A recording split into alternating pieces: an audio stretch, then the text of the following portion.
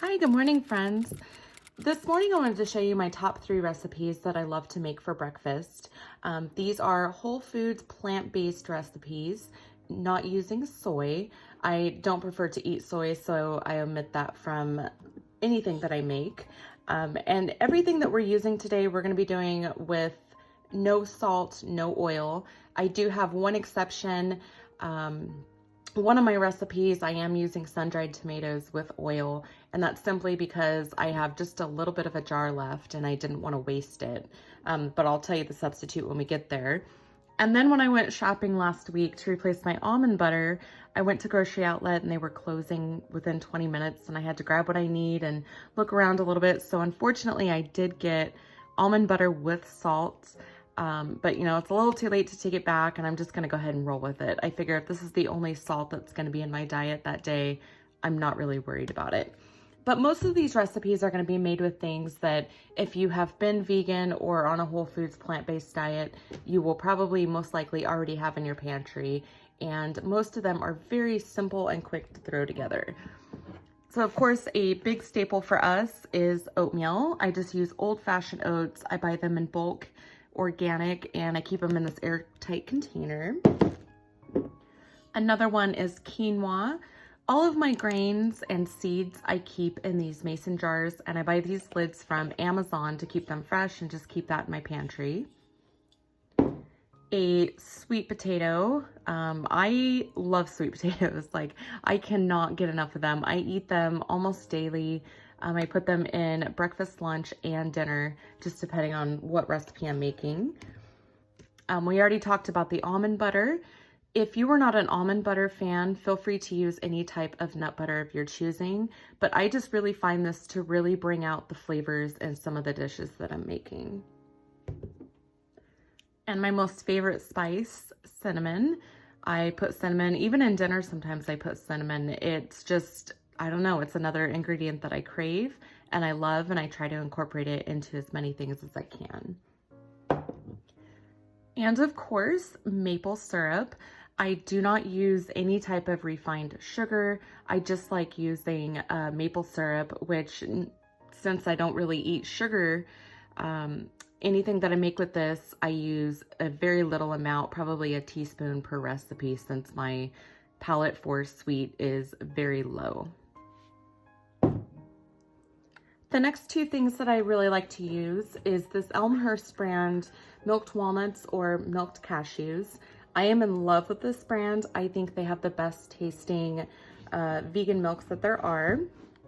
And the thing that I love most about it is that each one has 2 ingredients, filtered water and the nut that they're using.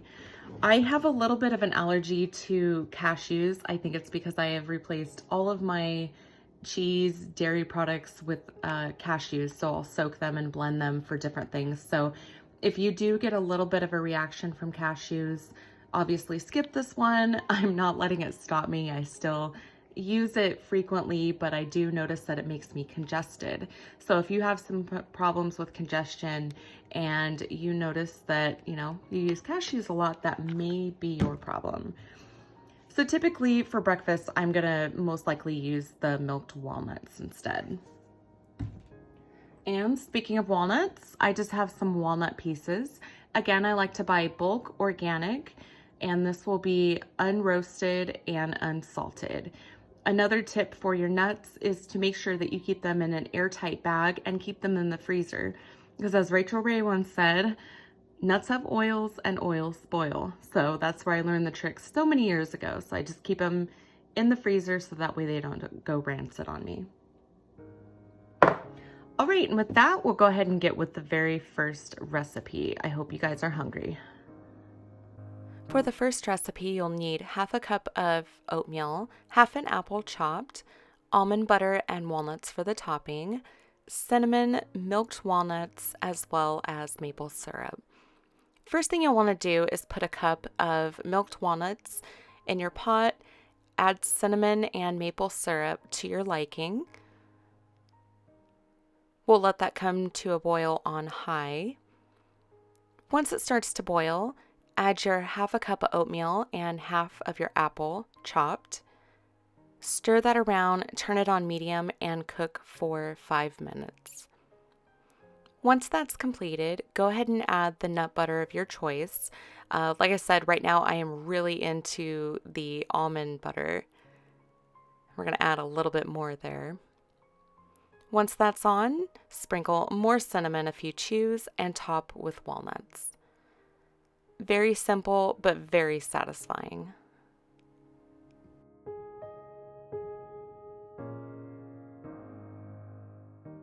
Recipe number 2 is a sweet potato mash. So you'll need a sweet potato, almond butter, cinnamon, maple syrup, and walnuts. And I have to say, this is my most favorite recipe out of them all. You're going to start by roasting a sweet potato.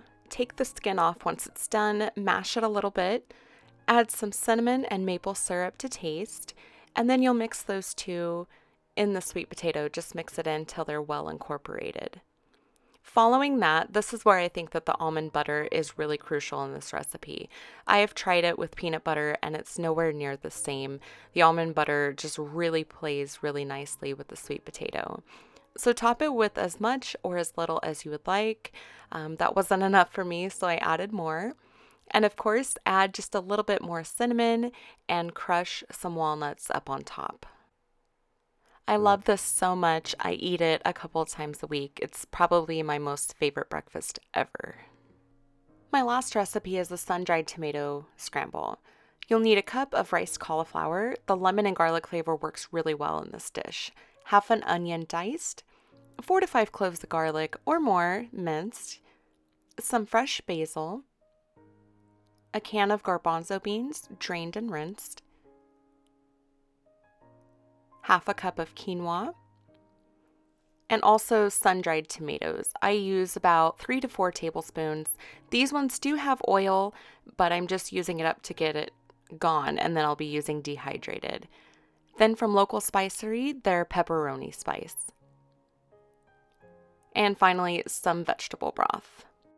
You're going to start by boiling 1 cup of vegetable broth with half a cup of quinoa, turn that on low, and let that simmer for 20 minutes. In the meantime, put your pan on medium and start sauteing your onions. Add vegetable broth 1 to 2 tablespoons at a time to keep the onions from sticking and to keep them hydrated.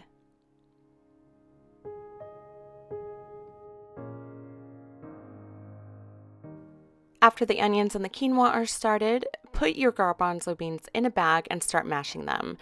Before I stopped eating meat, I had this meat tenderizer and I found that it is the absolute perfect thing to really smash those chickpeas.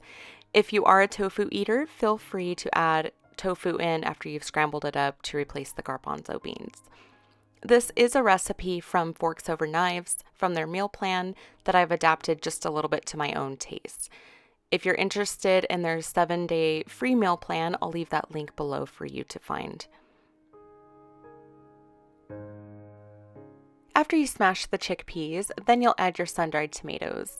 Of course, if you're not using oil, just take a couple sun-dried tomatoes and hydrate them in some hot vegetable broth, and then slice them and add them to your dish. After that is cooked and the onions are soft, we'll go ahead and add our garlic.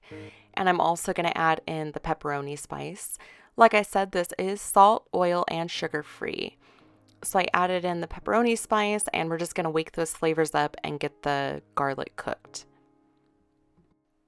Once the onion is cooked, go ahead and add your riced cauliflower, and since this is frozen, you just want to incorporate it and get it nice and heated through.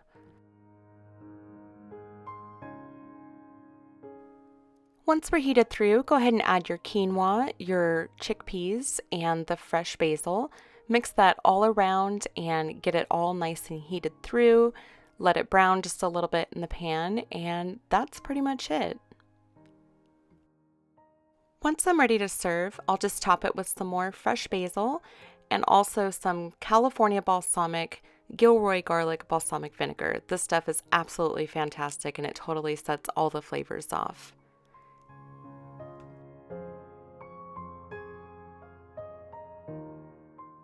I hope you enjoyed this video and that you got a few new ideas for breakfast. I would love to see your photos if you make this. Tag me on Instagram at Burning Blue Skies, or just leave me a comment down below. And I would also love to know what your favorite breakfasts are. Thanks so much for watching. Please like this video on your way out, and if you haven't already, subscribe to my channel, and I'll see you soon with a new video.